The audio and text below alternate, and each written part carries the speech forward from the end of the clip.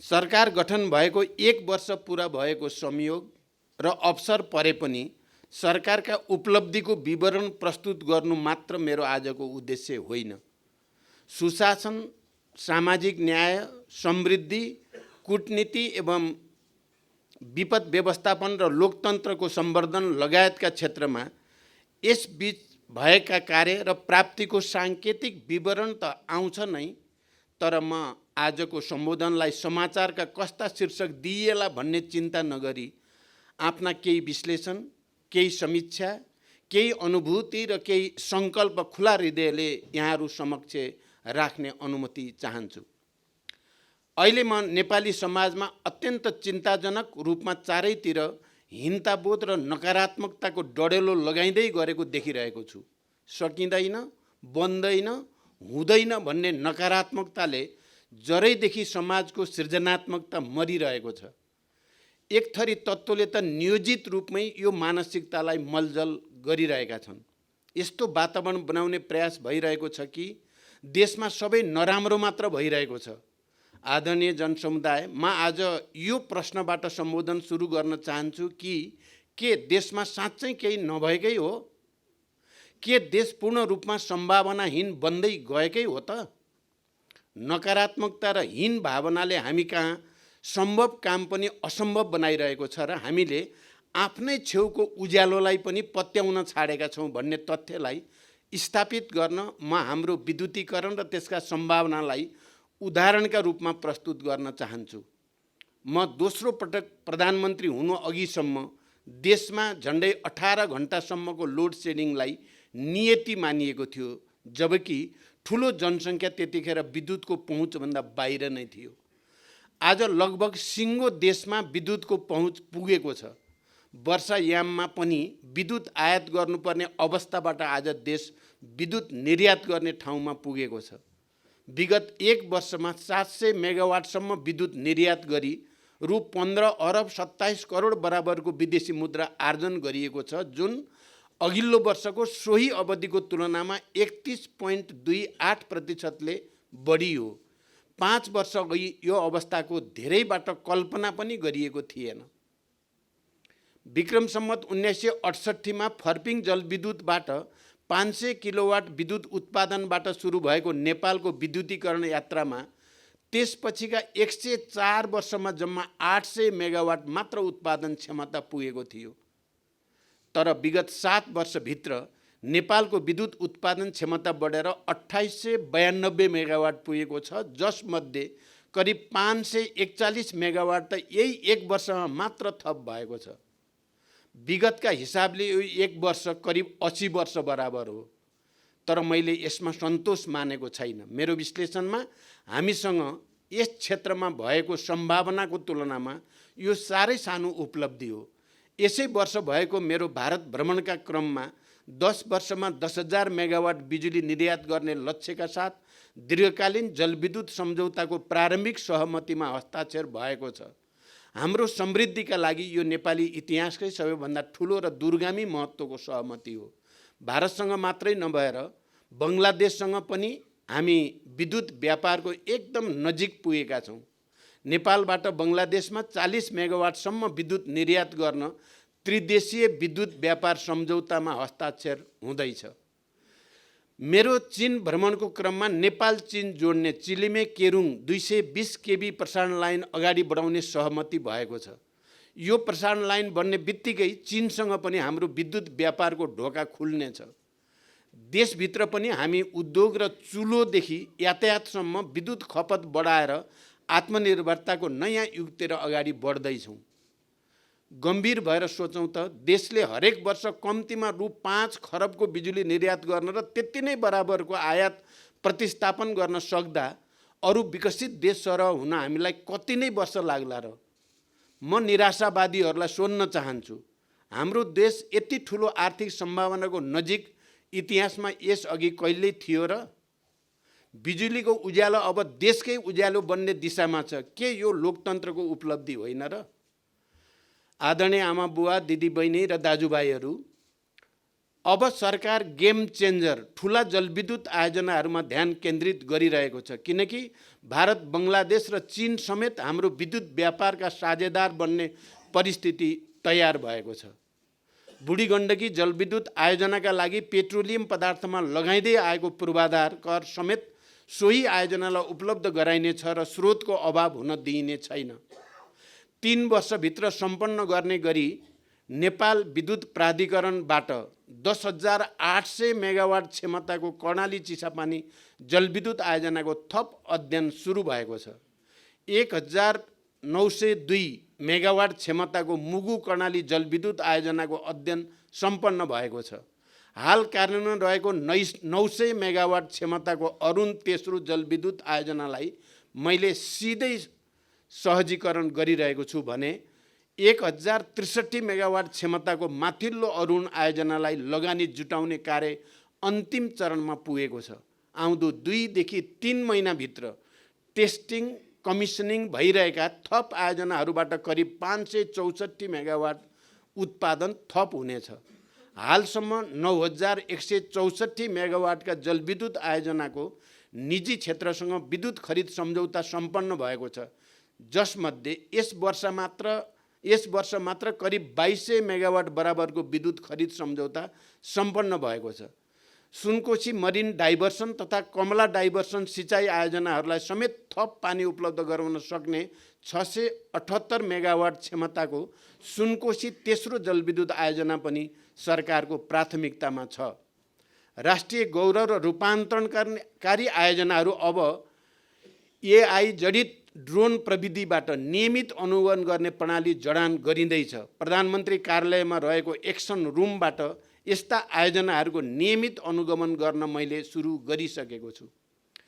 आज म यो सम्बोधनबाट देशवासी सामु स्वीकार गर्दछु कि सरकार असफल त भएन, तर मेरो आफ्नै हुटहुटी अनुसारको परिणाम पनि आएको छैन। म बनिसकेका पूर्वाधारको जस खोसाखोस गर्न छाडेर सम्पन्न हुन बाँकी पूर्वाधारको चिन्तामा छु। देश कति बन्यो भन्ने होइन, कति बन्न सक्थ्यो भन्ने आत्मसमीक्षामा छु। यही चिन्ता र आत्मसमीक्षाका साथ म सार्वजनिक घोषणा गर्दछु, अब सरकारको कार्यशैली बदलिनेछ। केही पूर्व निर्धारित र अपरिहार्य बाहेक म बाहिरका कुनै कार्यक्रममा नगई नयाँ नीति तथा कार्यक्रम र बजेटको तयारी एवं विकास र सुशासनमा रहेका समस्या समाधान गर्न लाग्ने निष्कर्षमा छु। सरकारको कार्यशैली बदल्न यो एउटा प्रस्थान बिन्दु हुनेछ। यही साता म प्रधानमन्त्री कार्यालयको संरचनात्मक परिवर्तन गर्दैछु। सिङ्गो राज्यका लागि यो एउटा सङ्केत र सन्देश हुनेछ। पूर्वाधार विकासमा जताततै समस्या देखिएका छन्। रुख कटानीको प्रक्रिया अत्यन्त जटिल छ। वनको भोगाधिकार र जग्गा प्राप्तिमा त्यस्तै जटिलता छन्। नागरिकको जग्गा प्राप्तिमा पनि थुप्रै समस्या छन्। अब म एउटा कामलाई बेग्ला बेग्लै डालोमा राख्ने अनि समस्याको जरो छाडेर हाँगा छिमोल्ने गल्ती गर्दिन। बरु कार्यतालिका र समयतालिका नै बनाएर र सबै सरकारवालाहरूलाई एक ठाउँमा राखेर समग्र पूर्वाधार विकासका कानुनी, नीतिगत र प्रक्रियागत जटिलताको दीर्घकालीन हल खोज्नेछु। एकले अर्कोलाई देखाएर देशको विकास अवरुद्ध गर्ने प्रवृत्ति अन्त्य गर्नुपर्दछ। पूर्वाधार विकासलाई आवश्यक परे सङ्कटकाल नै घोषणा गरेर भए पनि उच्च प्राथमिकता दिनुपर्छ भन्ने मेरो विश्वास छ। यस वर्ष 776.61 किलोमिटर कालोपत्रे सडक निर्माण भएको छ भने 587.5 किलोमिटर ग्राभेल सडक निर्माण भएको छ। यसै अवधिमा 181.29 किलोमिटर नयाँ ट्र्याक खोलिएको छ। थप 1,62,000 सुरक्षित आवास निर्माण गरी लाभग्राहीलाई उपलब्ध गराइएको छ। यो आँकडाले अघिल्ला वर्षहरूभन्दा प्रगति त देखाउँछ, तर म यसबाट पनि सन्तुष्ट छैन। नारायणघाट बुटोल खण्ड वा मुगलिन पोखरा खण्डकै उदाहरण लिउँ। जनताले बाटो भत्केको व्याख्या गरिरहेको छ, जबकि बाटो त बनिरहेको छ। समयमा आयोजनाहरू पुरा नहुँदा यस्तो नकारात्मक भाष्य मात्र बनेको छैन, लागत बढेको छ। जनताले ठुलो शास्ति खेप्नु परेको छ। अब पूर्वाधारमा कम्तीमा 2 शिफ्टको प्रत्याभूति हुने र सकेसम्म ब्यारेक मोडेलमा लैजाने गरी मैले नीतिगत र व्यवहारिक छलफल गरिरहेको छु। 80 को दशक तीव्र विकासको दशक भन्ने सङ्कल्पसँगै पूर्वाधारमा देशले नयाँ ढङ्गले फड्को मार्नै पर्दछ। सरकार गठनसँगै मेरो प्रतिबद्धता थियो म सार्वभौम संसद र जनताबीच केवल भाषण र आश्वासन होइन, रिपोर्ट कार्डका साथ उपस्थित हुनेछु। आज नागरिक सामु प्रत्यक्ष रूपमै वार्षिक रिपोर्ट पेश गर्दा गर्दै म प्रतिरक्षात्मक छैन, किनकि समष्टिगत आर्थिक परिसूचकहरू सकारात्मक छन्।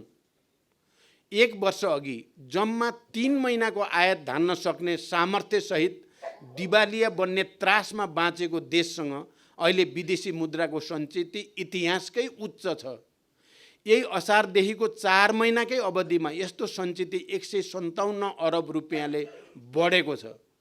सधैँ घाटामा रहने सार्वजनिक संस्थान नाफामा जान थालेका छन्। नेपाल वायु सेवा निगमको तिर्नुपर्ने दायित्व कम हुँदै गएको छ। नेपाल आयल निगम र नेपाल विद्युत प्राधिकरण नाफामा गएका छन्।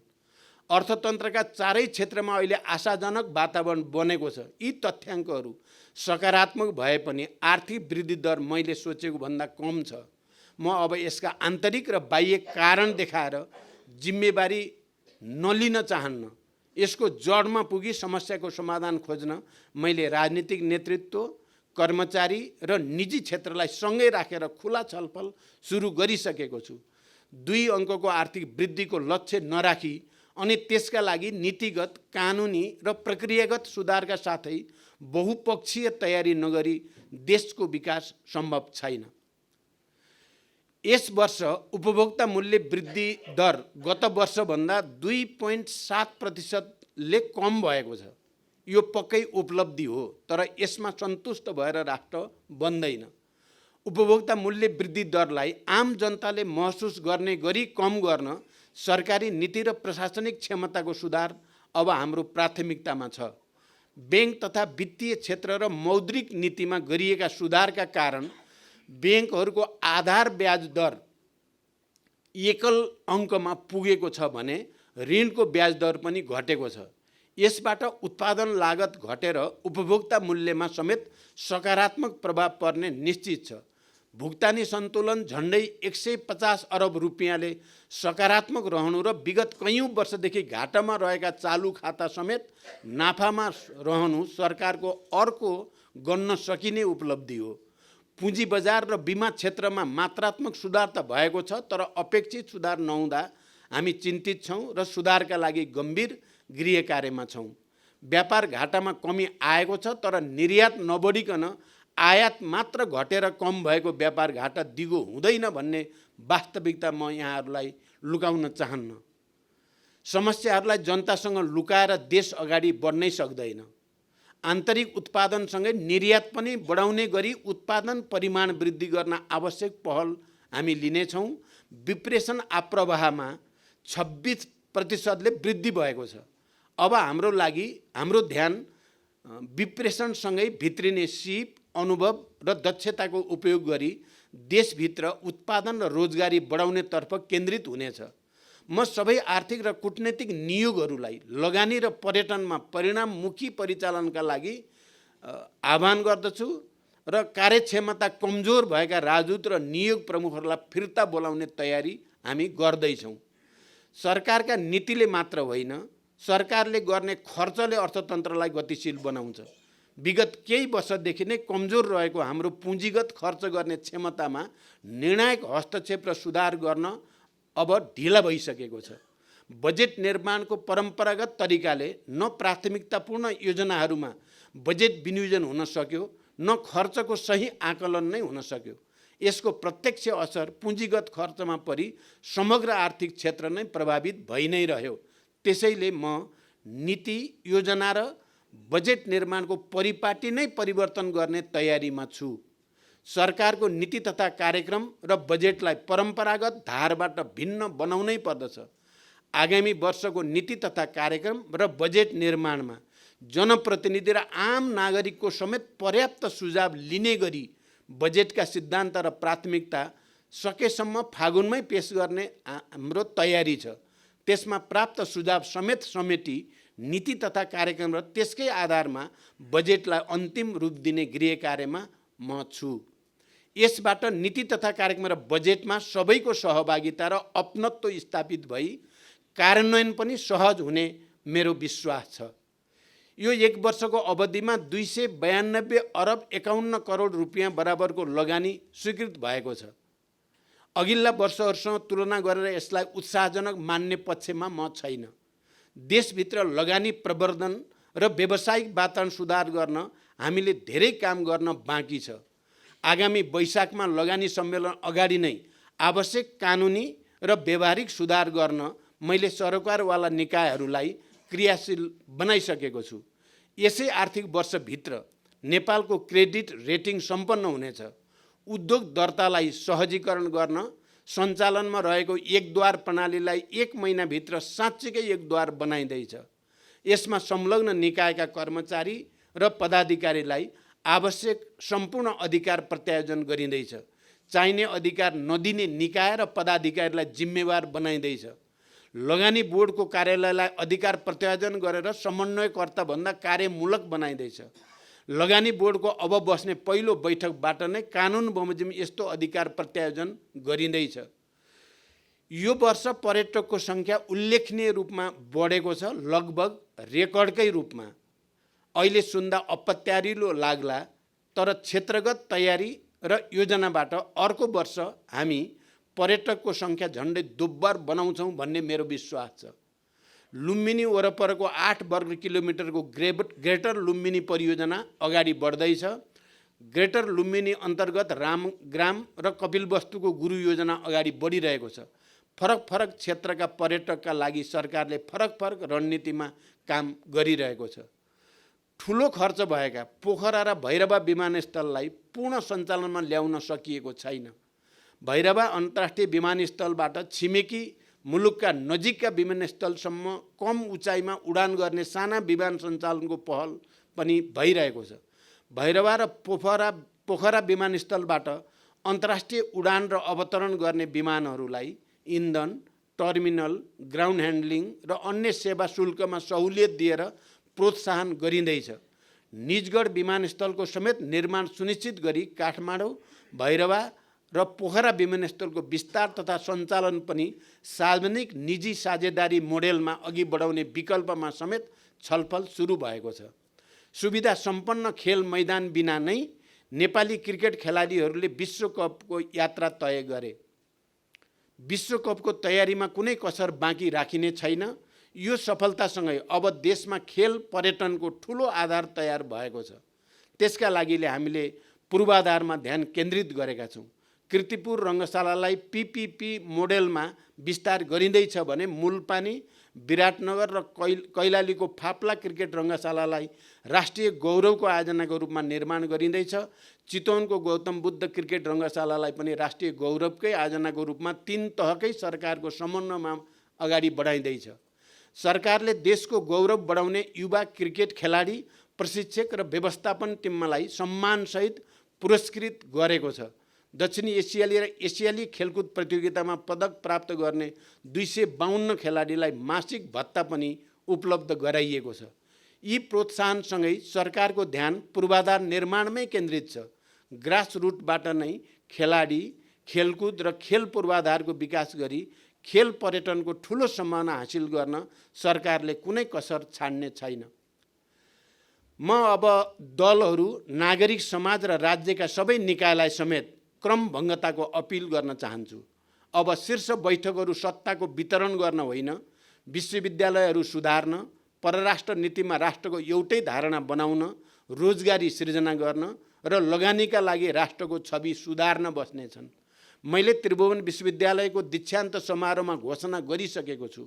अब विश्वविद्यालयहरूमा राजनीतिक भागभण्डा हुने छैन। संसारको कुनै पनि कुनामा रहेका योग्य नेपालीले विश्वविद्यालय सुधारको प्रष्ट र इमान्दार खाकासहित उपकुलपतिमा दाबी गर्न सक्नेछन्। अब मेरिटोक्रेसी सुरु हुनेछ। त्रिभुवन विश्वविद्यालय त्यसको प्रस्थान बिन्दु बन्नेछ। नेपालका विश्वविद्यालयहरू रित्तिँदै जाने, युवा जनशक्तिसँगै पुँजी पनि पलायन हुने डरलाग्दो अवस्था अन्त्य गर्न तथा शिक्षामा गुणस्तरीय र प्रतिस्पर्धी जनशक्ति देशभित्रै उत्पादन गर्न बहुआयामिक कदम चालिँदैछ। विद्यालय शिक्षालाई प्रभावकारी बनाउन अति जरुरी, तर 7 वर्षदेखि कसैले हिम्मत नगरेको शिक्षा विधेयक मैले संसदमा पेश गरेँ। त्यसका कमी कमजोरी सच्याई छिटै पारित गर्न म प्रतिबद्ध छु। विद्यालयलाई राजनीतिक क्रीडास्थल बनाउन हुँदैन भन्ने हाम्रो निष्कर्ष छ। यसमा म आम शिक्षक, राजनीतिक दल र अन्य सरकारवालाको साथ चाहन्छु। भर्ना अगावै सबै विद्यार्थीको हातमा पाठ्यपुस्तक पुर्याउन सफल भएसँगै अब यसै शैक्षिक वर्षभित्र शिक्षक विद्यार्थी अनुपातमा सुधार गरिँदैछ।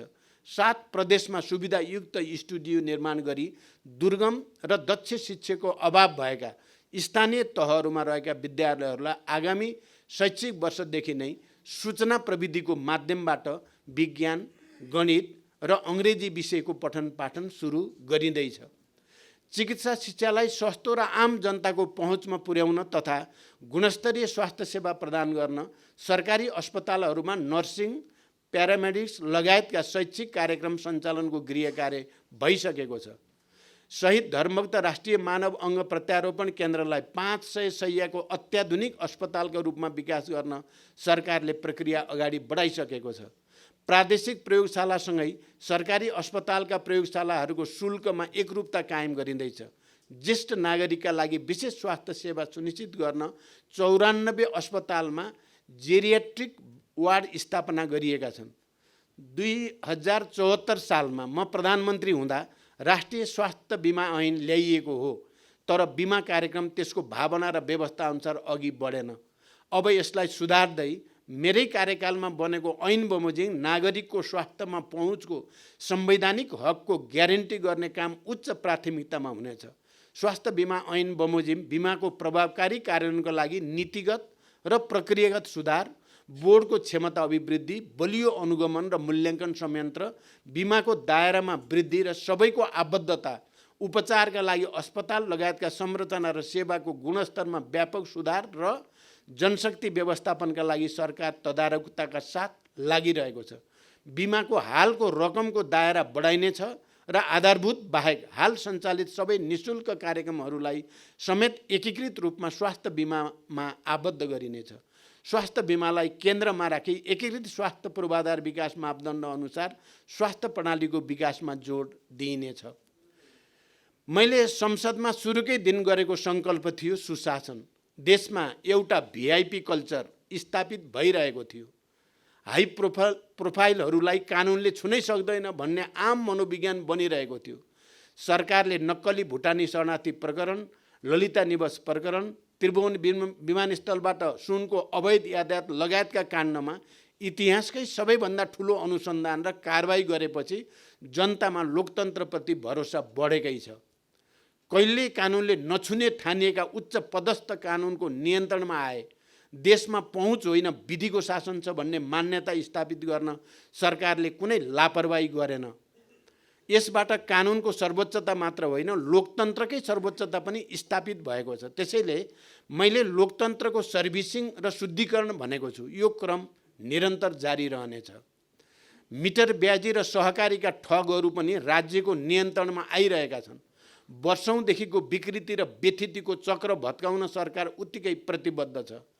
एनसेलको सेयर बिक्रीबारे जानकारी पाए लगत्तै अत्यन्त संवेदनशीलताका साथ यो विषयलाई लिँदै छानबिन तथा अध्ययन समिति मार्फत राष्ट्रिय हितको संरक्षण गर्न सरकार प्रतिबद्ध छ। समितिले छानबिन तथा अध्ययनको काम अघि बढाइरहेको कुरा यहाँहरूलाई अवगत नै छ। यसबीचमा किसानहरूलाई समयमै 4,01,000 मेट्रिक टन रासायनिक मल सुनिश्चित भएको छ। सतह र भूमिगत सिँचाइ आयोजनाहरूबाट थप 21,169 हेक्टरमा सिँचाइ सुविधा पुर्याइएको छ। यस अवधिमा 296 डिप ट्युबवेल र 3,244 स्यालो ट्युबवेल सिँचाइ प्रणालीको निर्माण भएको छ। कृषिमा राज्यको लगानी घटेको छैन, तर उत्पादकत्व बढेको पनि छैन। सहुलियत दरमा कृषि ऋण वास्तविक किसानसम्म पुर्याई कृषि क्षेत्रमा उपलब्ध गराइएका अनुदानहरूलाई यसै आर्थिक वर्षभित्र एकीकृत गरी आगामी वर्षदेखि किसानको सूचीकरणका आधारमा अनुदान तथा मल वितरण गर्न सुरु गरिँदैछ। प्रमुख खाद्यान्न तथा तरकारीमा उत्पादनमा आधारित अनुदान प्रणाली लागू गरिँदैछ। दुध किसानहरूको बाँकी बक्यौता 2080 चैत्रभित्र भुक्तानी हुँदैछ। तर यी सुधारले मात्रै पनि कृषि क्षेत्रले फड्को मारिहाल्ने अवस्थामा हामी छैनौँ। कृषिमा अब परम्परागत ढङ्गले सोचेर पुग्ने अवस्था छैन। खाद्यान्न प्रणाली तथा कृषि क्षेत्रको रूपान्तरणको लागि कृषि क्षेत्रमा सरकारी, निजी, विकास साझेदार र सहकारी क्षेत्रको लगानी बढाउन कृषि क्षेत्रमा लगानी दशक 2081 देखि 2091 नै घोषणा गरी अगाडि बढ्ने सरकारको तयारी छ। आगामी असार मसान्तसम्म 30 वटा प्रयोगशाला सहितको एकीकृत कृषि तथा पशु सेवा केन्द्रको निर्माण सम्पन्न हुँदैछ। कृषि उपजको बढ्दो आयात, जलवायु परिवर्तन लगायतका कारणले कृषि क्षेत्रमा परेको चाप कम गर्न र प्रमुख कृषि उपजमा आत्मनिर्भरता हासिल गर्न ठुला सिँचाइ आयोजनाको कमान्ड क्षेत्रमा मल बिउको सुनिश्चितता एवं संरचनागत सुधारसहित 17,000 हेक्टरमा चैते धान खेती प्रवर्धन गर्न सरकारको तयारी छ। कृषि उत्पादनको प्रमुख आधार सिँचाइको विस्तार गर्न समग्र तराई क्षेत्र सिंचित हुने गरी नहर प्रणाली विकास गर्ने कार्य प्रारम्भ गरिँदैछ। सरकारी कार्यालयहरूबाट हुने सेवा वितरणलाई सूचना प्रविधिमा आधारित बनाइँदैछ। मेरो पहिलो कार्यकालमा रणनीतिक महत्त्वको रूपमा सुरु गरिएको मध्य पहाडी लोकमार्गलाई सूचना महामार्गको रूपमा विकास गरिँदैछ। यसै क्रममा कोशी प्रदेशका सबै जिल्लामा अप्टिकल फाइबर बिछ्याउने काम सम्पन्न भएको छ। चैतभित्र सबै केन्द्रीय स्तरका सरकारी कार्यालयहरूमा सूचना प्रविधिमा आधारित एकीकृत कार्यालय व्यवस्थापन प्रणाली लागू हुँदैछ। प्रशासन लगायत समग्र शासकीय पक्षमा सुधार गर्न प्रधानमन्त्रीकै अध्यक्षतामा तत्कालै शासकीय सुधार आयोग गठन गरिँदैछ। यस्ता आयोगहरूका अन्तिम प्रतिवेदन प्राप्त भएपछि मात्र कार्यान्वयन लैजाने परम्पराको अन्त्य गरी यसपटक समयबद्ध सुझाव तत्कालै कार्यान्वयन लैजाने र परिणाम दिने सरकारको तयारी छ। निजामती सेवा कानुन र सार्वजनिक खरिद कानुन संसदको आगामी हिउँदे अधिवेशनबाट पारित गरी कार्यान्वयनमा लगिँदैछ। भूमि ऐन र वन ऐनमा रहेको विरोधाभास हटाई तिनलाई विकास मैत्री बनाइँदैछ। संसदमा विचाराधीन विधेयकहरू आगामी हिउँदे अधिवेशनमा पारित गर्न सबै राजनीतिक दलसँग सहकार्य र समन्वय भइरहेको छ। नेपालको शान्ति प्रक्रिया संसारका लागि अनुपम र उदाहरणीय छ। अन्तर्राष्ट्रिय मञ्चमा त्यो तथ्य स्वीकारिएको पनि छ। तर यो प्रक्रियाका केही काम टुङ्ग्याउन भने बाँकी छन्। अब आम सहमतिमै शान्ति प्रक्रियाका बाँकी काम सक्न म कृत सङ्कल्पित छु। नेपालको संविधान, सर्वोच्च अदालतको फैसला, बृहत शान्ति सम्झौता, मानव अधिकार सम्बन्धी अन्तर्राष्ट्रिय मूल्य मान्यता तथा पीडितको सरकारलाई केन्द्रमा राखी बेपत्ता पारिएका व्यक्तिको छानबिन, सत्य निरूपण तथा मेलमिलाप आयोग ऐन 2071लाई संशोधन गर्न बनेको विधेयक प्रतिनिधि सभाको कानुन, न्याय तथा मानव अधिकार समितिमा छलफलको क्रममा छ। यसलाई सार्वभौम संसदबाट आम सहमतिले अगाडि बढाउन सकिन्छ भन्ने विश्वास छ।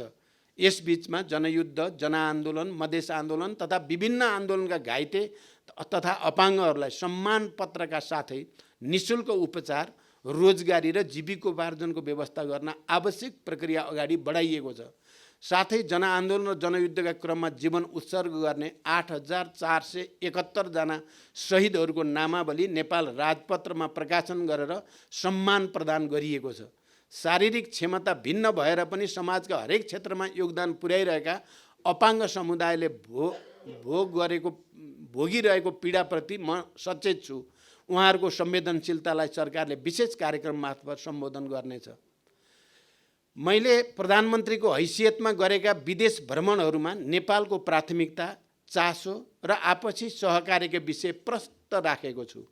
भारत र चीनसँग सुदृढ र सन्तुलित सम्बन्ध कायम भएको छ। नेपालको विकास प्रयासमा यी छिमेकी देशहरूको सहयोग र समर्थनमा वृद्धि भएको छ। इटालीको रोममा भएको विश्व खाद्य सम्मेलनमा नेपालले खाद्य सुरक्षा र अल्पविकसित मुलुकहरूको समस्या समाधानमा राखेको प्रस्तुतिले संसारकै ध्यान तानेको छ। संयुक्त राष्ट्रसङ्घको महासभा र त्यसका अन्य बैठकहरूमा नेपालले राखेका विषयवस्तुले अन्तर्राष्ट्रिय ध्यानाकर्षण पाएका छन्। मेरो निमन्त्रणा भएको संयुक्त राष्ट्रसङ्घका महासचिवको नेपाल भ्रमण र अघिल्लो महिना दुबईमा भएको जलवायु परिवर्तन सम्बन्धी सम्मेलन COP28 मा नेपालको प्रस्तुति फरक र प्रभावकारी रह्यो। यस्तो सम्मेलनमा पहिलो पटक छुट्टै साइडलाइन बैठक आयोजना गरी नेपालले सन्देश दियो।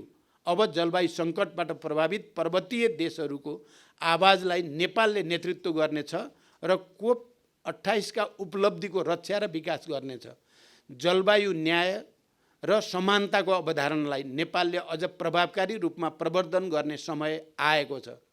जलवायु सङ्कटको मुख्य कारक रहेको कार्बन उत्सर्जन घटाउन र जलवायु वित्त परिचालन गर्ने दायित्व पुरा गर्न विश्व समुदायले हामीले घचघच्याइरहेका छौँ, घचघच्याइरहनेछौँ। अन्तर मन्त्रालय संयन्त्र र विज्ञ सम्मिलित अन्तर्राष्ट्रिय वार्ता टोली बनाई त्यसलाई पूर्ण म्यान्डेट सहित संयुक्त राष्ट्रसङ्घ लगायतमा बहुपक्षीय वार्ताहरूमा नेपालका प्राथमिकता प्रस्तुत गर्न र अवसर जुटाउन परिचालन गरिँदैछ। यसका साथै कार्बन व्यापारमा पहुँच र जलवायु परिवर्तन सम्बन्धी हरित जलवायु कोष, हानि नोक्सानी लस एन्ड ड्यामेज कोष लगायतमा नेपालको पहुँच बढाउन र छिटो सहयोग प्राप्त गर्न नियमित लबिङ गर्दै देशमा आवश्यक संस्थागत संयन्त्रलाई सुदृढ गरिँदैछ। इजरायलमा हमासको आक्रमणपछि जति तेज गतिमा नेपाली नागरिकको सकुशल उद्धार गरियो त्यो आफैमा एउटा उदाहरण हो भन्नेमा कसैको विमति नहोला। जसरी सुडानबाट 31 जना नेपालीको उद्धार गरियो त्यसै गरी रुस युक्रेन युद्धमा फँसेका नेपालीहरूको शीघ्र उद्धारका लागि पनि हामी निरन्तर कूटनीतिक संवादमा छौँ। मेलम्चीको पानी काठमाडौँवासीले उपयोग गर्ने सपना अधुरो रहेको हामी सबैले बुझेका छौँ। मैले मेलम्चीको समस्याका बारेमा सबैसँग छलफल पनि गरेँ। मेलम्चीको पानी काठमाडौँ आउँदैन भन्ने भाष्यलाई गलत साबित गर्नु छ। 17 करोड लिटर पानी 1 महिनाभित्र सुन्दरी जलमा पुर्याउने लक्ष्यसहित 28 दिनको कम्प्याक्ट योजनासहित अहिले हामी काम गरिरहेका छौँ। मेलम्चीको दोस्रो चरणको आयोजनाबारे पनि संवाद जारी छ। यति मात्र होइन, खानेपानी सम्बन्धी काम गर्ने निकायको संरचनागत सुधार गर्नेतर्फ प्राथमिकता रहनेछ। युगौँदेखि जातीय छुवाछुत र आत्मसम्मानको पीडा खेपेर बाँचिरहेका दलित समुदायको अवस्था लोकतन्त्र स्थापना भएपछि पनि अपेक्षित सुधार हुन अवस्थामा लोकतन्त्र स्थापना भएपछि पनि अपेक्षित सुधार हुन सकेको छैन। दलित समुदायलाई इतिहासदेखि नै हुँदै आएको विभेदको परिपूरण गर्न, क्षतिपूर्ति दिन, विशेषाधिकार दिन राज्यले कन्जुसाइ गर्नु हुँदैन। सामाजिक न्यायको प्रत्याभूति गर्नु संविधानको प्रस्तावनाको मर्मको पहिलो शर्त हो। त्यसैले दलित समुदायको ऐतिहासिक ज्ञान र सिपलाई आधुनिक शिल्पशालाहरू मार्फत संस्थागत र विकास गर्ने, दलित समुदायलाई अरू सरह योग्य बनाउन विशेष कार्यक्रमहरू सञ्चालन गर्ने र हालका संरचनाहरूलाई समेत पुनर्संरचना गरी दलित विकास प्राधिकरणसम्म पुर्याउनेमा म सकारात्मक छु। नेपालमै जन्मेर बुवा आमा नेपाली भएर पनि पहिचानको पीडा झेल्दै बाँचिरहेका लाखौँ नेपाली नागरिकलाई नेपाली नागरिक हुनुको गौरव नागरिकता ऐन जारी भएसँगै प्राप्त भएको छ। यो सँगै गैर-आवासीय नेपालीहरूको आफ्नो पुर्खासँग साइनो जीवित राख्न गैर-आवासीय नागरिकता वितरणको प्रक्रिया पनि सुरु भएको छ। विदेशमा रहेका नेपालीहरूको मतदान गर्ने पाउने आधार सरकारले तयारी अगाडि बढाएको छ। नागरिक जहाँ जहाँ राज्यसँग ठोकिन्छन् ती सबै बिन्दुमा शासकीय सुधार हाम्रो प्रतिबद्धता हो। स्थानीय तह समेतको सहयोगमा माघ मसान्तभित्र जनघनत्वका आधारमा जिल्ला प्रशासन कार्यालयहरूमा थप जनशक्तिको व्यवस्था गरी राष्ट्रिय परिचय पत्र र राहदानी प्राप्त गर्ने समयावधि छोट्याइनेछ। राहदानी छपाई कार्यलाई प्रतिस्पर्धाका आधारमा अघि बढाइनेछ। यसै गरी अनलाइनबाटै राहदानी नवीकरणको प्रक्रिया अगाडि बढाउने तयारी भइरहेको छ। वैदेशिक रोजगारीलाई मर्यादित सुरक्षित बनाउने दिशामा सरकार गठनसँगै केही महत्त्वपूर्ण निर्णय गरिएको यहाँहरूलाई अवगत नै छ। यसबीचमा श्रम स्वीकृति र पुनः श्रम स्वीकृति कार्यलाई पूर्ण रूपमा अनलाइन गरियो। 2 वर्षे सीमालाई परिमार्जन गरी करार अवधि बमोजिमै श्रम स्वीकृति दिने व्यवस्था भयो। विदेश स्थित नियोगबाटै पुनः श्रम स्वीकृति प्रदान गर्ने व्यवस्थादेखि टेलिमेडिसिन सेवासम्म उपलब्ध गराइयो। वैदेशिक रोजगारीका क्रममा हुने ठगी नियन्त्रण एवं राहत तथा उद्धार कार्यलाई प्रभावकारी बनाउन मार्शल टिम, शीघ्र प्रत्युत्तर टोली, 24 घण्टा गुनासो सुन्ने गरी श्रम कल सेन्टर सञ्चालनमा ल्याइयो। यसले वैदेशिक रोजगारमा जाने नागरिकलाई अलिकति सजिलो पक्कै बनाएको छ। तर हामीले प्रक्रियागत गाँठा फुकाएर मात्रै खुसी हुने अवस्था छैन। विप्रेसनको सदुपयोग र फर्केपछि सिपको सदुपयोग सहितको गुणस्तरीय जीवनका लागि धेरै काम गर्न बाँकी छ, जुन अब हाम्रो प्राथमिकतामा छ। देशभित्र श्रमिकहरूको न्यूनतम ज्याला वृद्धि गरी रु 17,350 पुर्याइएको छ। वैदेशिक रोजगारमा गएका, विदेशमा स्वरोजगार रहेका वा स्वदेशभित्रै अनौपचारिक क्षेत्र र स्वरोजगारमा रहेका समेत गरी 9,50,000 व्यक्ति योगदानमा आधारित सामाजिक सुरक्षा कोषमा समाहित भएका छन्। वैदेशिक रोजगारीमा जानेलाई ब्याङ्कसँग जोड्न नसक्दा मिटर ब्याज र चर्को ब्याजको शिकार हुनु परेको। त्यसैले वैदेशिक रोजगारीको प्रक्रियालाई पूर्णतः अनलाइन गरी बैंकिङ प्रणालीसँग जोडिँदैछ। यसै वर्षको चैतभित्र सरकारी कार्यालय, संस्थान र प्रतिष्ठानहरूमा कार्यरत करार र ज्यालादारी कर्मचारीहरूलाई सामाजिक सुरक्षा कोषमा आबद्ध गरिँदैछ। कम्पनी रजिस्ट्रारको कार्यालयलाई पूर्ण स्वचालित प्रणालीमा लगिँदैछ। यसै आर्थिक वर्षभित्र कम्पनी रजिस्ट्रारको कार्यालय, उद्योग विभाग र वाणिज्य, आपूर्ति तथा उपभोक्ता संरक्षण विभागका सूचना प्रणालीलाई एक आपसमा आबद्ध गरी उद्योग व्यवसाय दर्ता र नवीकरणका लागि पटक पटक एउटै कागजात विभिन्न निकायमा बुझाउनु पर्ने झन्झटिलो व्यवस्था हटाइँदैछ। लामो समयदेखि बन्द रहेको तातोपानी खासा, रसुवा केरुङ, हिल्सा पुराङ र मुस्ताङको कोरला नाका द्विपक्षीय व्यापारका लागि खुला भएका छन्। त्रिदेशीय कनेक्टिभिटीको विषय मैले दोस्रो पटक प्रधानमन्त्री हुँदा नै उठाएर चीन र भारत जोड्ने सडक कोरिडोरको घोषणा गरेको थिएँ। अहिले महाकाली कोरिडोरको काम द्रुत गतिमा अघि बढेको छ। ताक्लाकोट जोड्ने दिपायल खुटिया सडकका लागि बजेट सुनिश्चित भएको छ। दोधारा चाँदनी सुक्खा बन्दरगाह निर्माणका लागि भारत सरकारको आर्थिक तथा प्राविधिक सहयोगमा निर्माण गर्ने गरी समझदारी पत्रमा हस्ताक्षर भई संरचना निर्माणको कार्य प्रारम्भ भएको छ। नेपालगञ्ज स्थित एकीकृत जाँच चौकी सञ्चालनमा आएको र